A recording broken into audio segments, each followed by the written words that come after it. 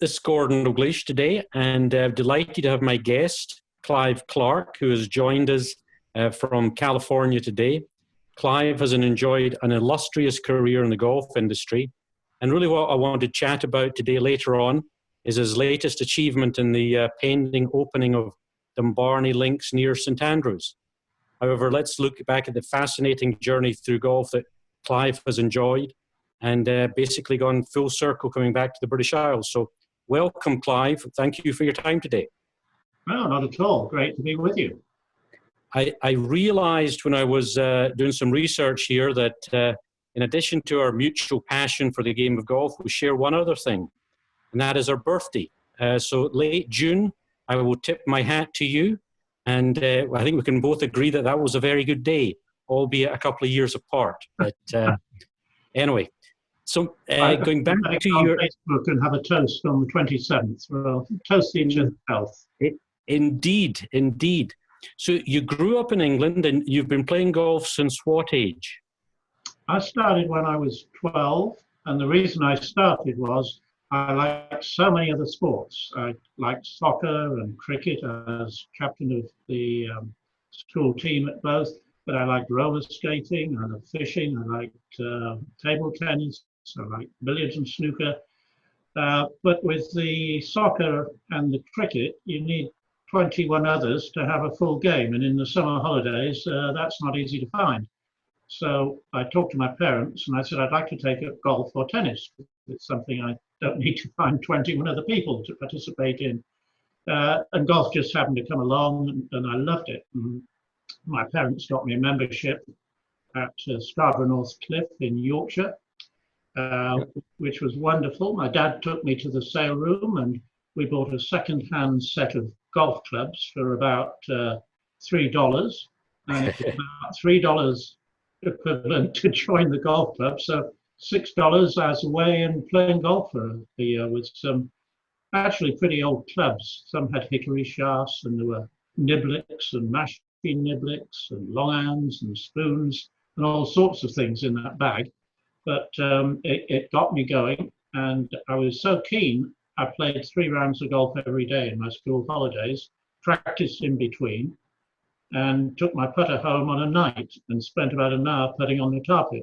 So I became quite a good putter, actually.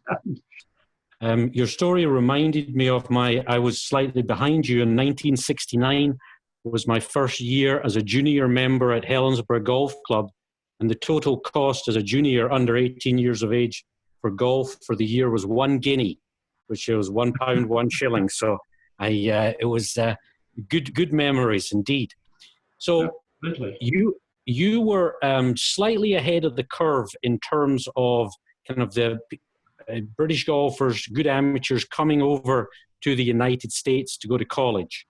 I think kind of Colin Montgomery time period, Nick Faldo, back in the early to mid 70s, some of these guys were coming over. So I think you turned pro at a time that you were basically, you'd go to school and then there was no real process in terms of a ability to come over to the States and go to college. Am I correct in thinking that? That is correct. And so you went from your amateur career, which was a storied amateur career. You were kind of a time of the same time era as Sir Michael Benalek, past Secretary of the R&A, and you obviously had a number of head-to-head matches with him in the English amateur and the British amateur over the years. And I'm assuming that you played in some teams together along the way and enjoyed a good competitive partnership. Well, very, yes, because Michael was a terrific player, and he had, as you know, a wonderful short game, terrific short game. It was world class. But between us, there are 7 national or international events in Britain, including the British Amateur, English Folk Play Championship. And between us, we won them all. We shared it about equally. We tied in 1, and I won 3, he won 3, but the 3 he won, I was runner-up. So it was and we played together in the Walker Cup, and we lost. No, we didn't lose. We halved 1 and won 1 in the foursomes, and I halved 1 and won 1 in my singles. So I was undefeated for the 4 matches, which was in Baltimore, in Maryland. And we actually halved the Walker Cup that year. So you turned pro, and then so in 1968, Roberto Di Vincenzo, it was famous at the Masters for the incorrect scorecard that he signed, but that was a year that you had your own piece of trivia for the Masters. Would you care to share with us what that was? Well, I got a bit clumsy with a 2-iron at the 16th hole at Augusta, and in the first round I holed it for a 1, and the gallery went absolutely berserker along that left-hand bank by the lake. There was yelling, screaming, cheering. And a lot of people don't understand when they say, well, what club did you hold? And I hold a 2-iron. Well, it was into about a 15-mile-an-hour wind. I mean, normally you see players hitting a 7-iron, sometimes an 8-iron, depending on the pin. But when I hold, it was hard back right, which is a very difficult. It's the tiny little shelf up there, and it's difficult to get on the shelf, let alone in the hole. But it ran in the hole, and that was really very exciting.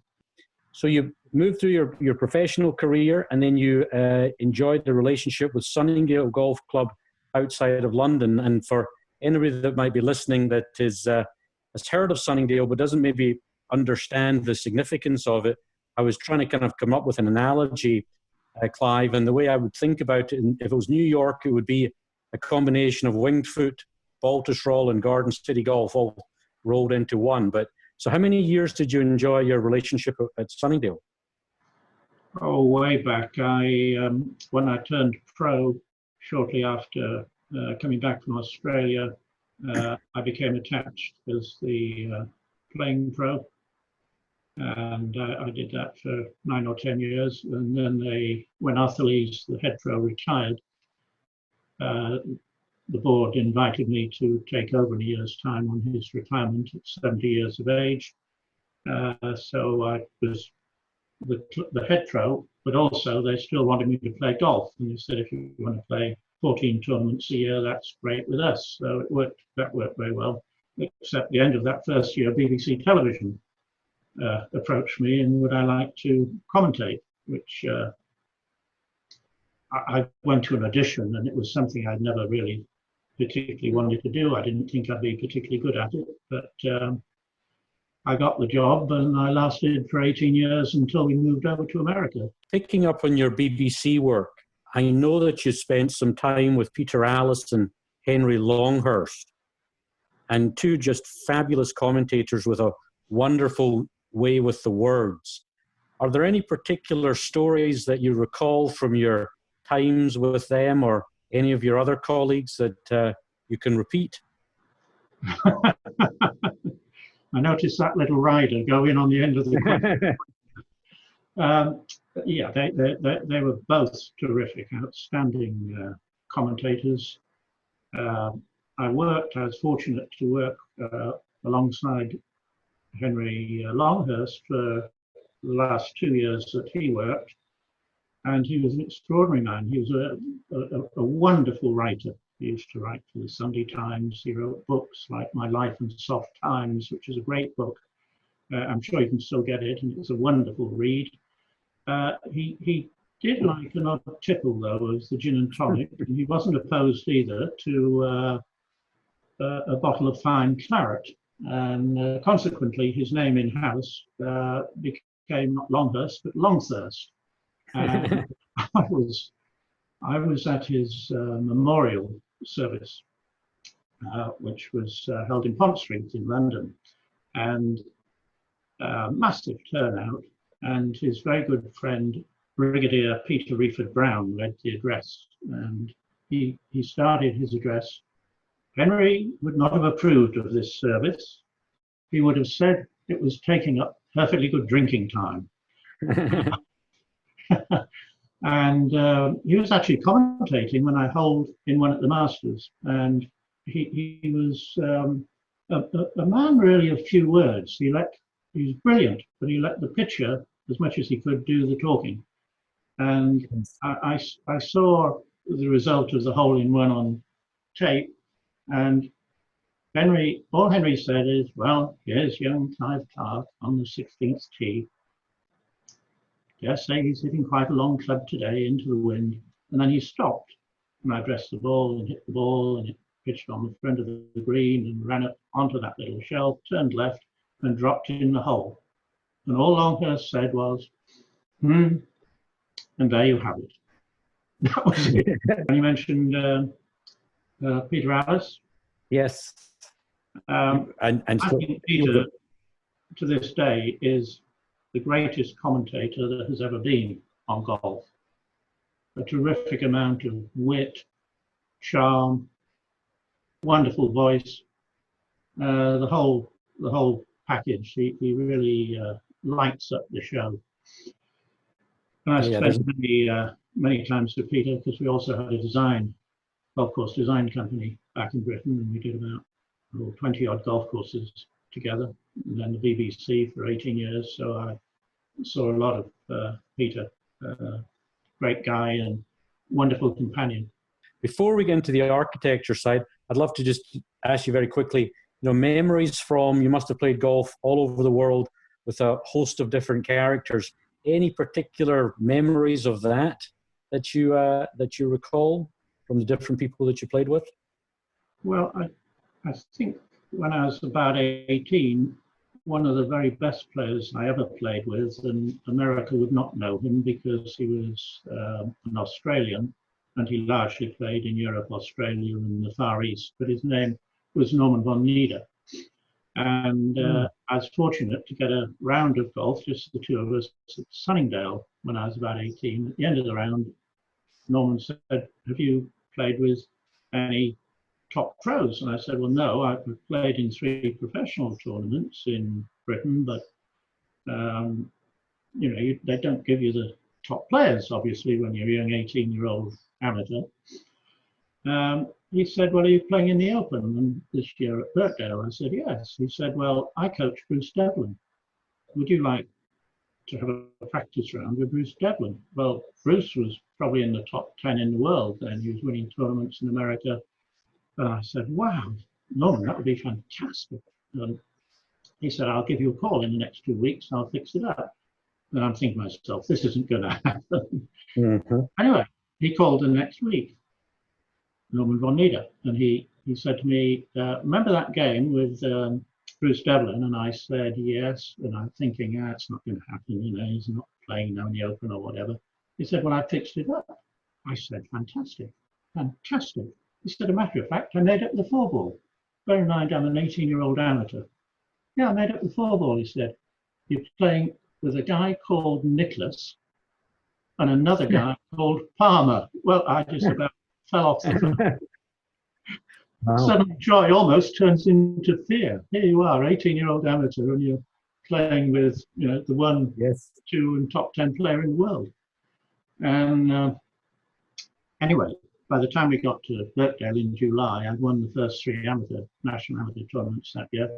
So I had a little more confidence, but playing in that company is, it's a thrill. I really enjoyed it. I did play with him again, which would only been a couple of years later, when we were lying 3rd and 4th in the Open with a round to go at Hoylake. And Jack is a great gentleman because, I'm doing very well. I'm lying 4th in the Open with a round to go. Now you've got Jack Nicklaus as your partner. And I had about a 5-footer to hole. He'd already holed out on the first green. And of course, all the gallery was starting to charge towards the second tee to watch Jack hit. And he held his hands up in the air and he said, ladies and gentlemen, please stand still. My partner still has to hold a putt. And that is great sportsmanship. Jumping forward to Dumbarnie Links. It opens in the middle of next month, all things being equal. And love to just kind of focus on how Dumbarnie happened and the location, etc. So I know it was under consideration for a number of years. I had a phone call from a mutual friend, 5 or 6 years ago, just kind of picking my brain about the business of golf courses around St Andrews. And there was nothing specific spoken about, but he was just trying to understand what it looked like. And obviously, I'm of the view that a rising tide lifts all the boats. So the location, how did you stumble across that, or how did it come to pass that Dumbarnie Links, the project, got started? Well, I was chatting to my dear old friend Malcolm Campbell, who's an excellent golf writer. Yep. Who lives close by St Andrews, and he was telling me about this site, which was Pure Links. And I said, well, that's extraordinary, because how often would you ever find a Pure Links site, but how would we go about getting it? And he said, well, I happen to know the owner, Lord Balneil, and he said it's a large estate, but the bit down by the beach is only used for herds of cows and cattle. And he said, would you like me to talk to him? So I said, I'd love you to talk to him, we can put something together. So long story short, initially Lord Balneil, he's not a golfer, so he didn't sort of grab at the idea of changing it into a golf course, and that took about 6 months of chitting and chatting, and eventually said, yeah, I'll lease you the land. I'd never sell it, but you can have it on a long lease. So I said, well, that would be good. And various things happened. We changed part of the site, which was really good, because now we've got part of the site elevated by about 70 feet. So you get some wonderful views from the back of the site, let alone the views when you're down by the sea. The actual part of the golf course, the site only had 2 dunes, but we did move a lot of dirt, and we now have over 600 dunes on the golf course. Wow. Fortunately, it's had extremely good write-ups. We've had about 26 or 7 feature articles of a page or more.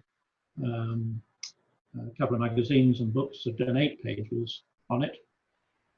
So it's been very well received, and we hope it is going to open on the 16th of May. I mean, Clive, there's some just fabulous photography that we'll be sharing as we go along here, because it really is. It looks terrific. I've not put my own eyes on it. Hopefully I'll see it this summer.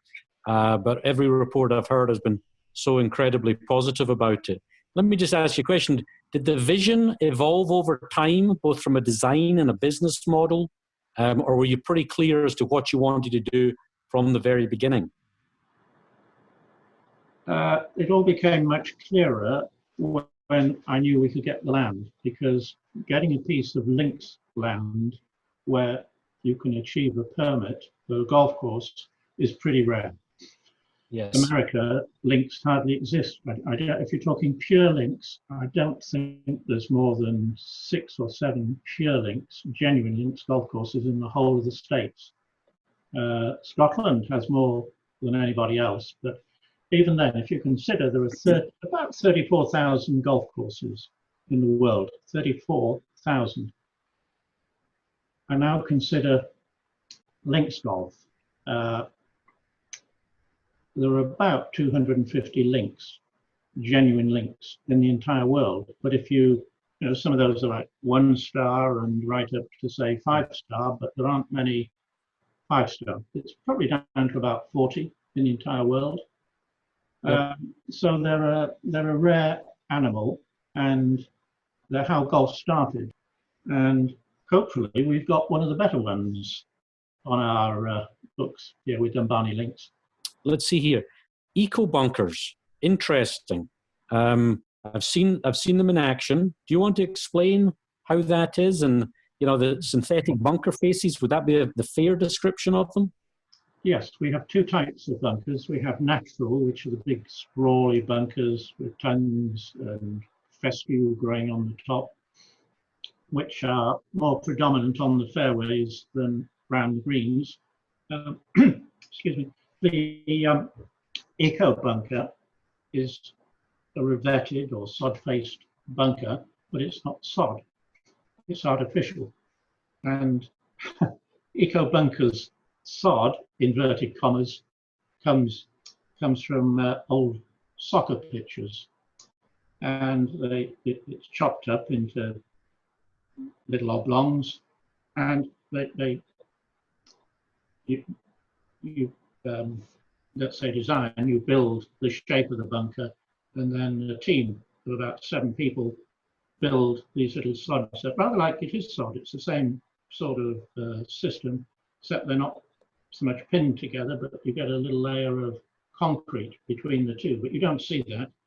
Mm-hmm. And as the golf course is seeded and the golf course matures, seeds fly into the gaps. So just like a natural sod bunker, you get pieces of grass that eventually dominate in the face. And it looks just like you. I would say if 100 people played the course, I don't think 5 people would realize that they weren't genuine sod bunkers. They're very good. And you say, well, why would you do that? Well, because the eco company give you a 20-year guarantee. Now, on a regular sod face bunker, depending on aspect and how much wear it gets from clubs flying into it, following through, it's probably more in the region of 3 to 7 years. So although they cost a little more, they're very effective and they look great. That's terrific. Yeah, I've seen them and they do look terrific. And I'm sure they'll be very successful. And I've got no doubt that the maintenance involved is much more efficient. Now, I'm assuming, having grown up in Britain, I'm assuming that there's a very high degree of personal pride and satisfaction derived from the project, not least of which is proximity to St Andrews. Scotland's very special.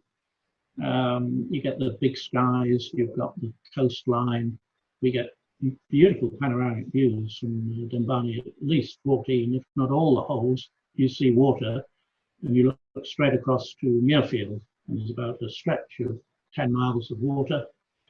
As you mentioned, close to St Andrews, and that is part of the less than 20 minutes from the town centre, and that's part of the reason I chose that site to work on. Genuine links, close to St Andrews, golf in demand in that area.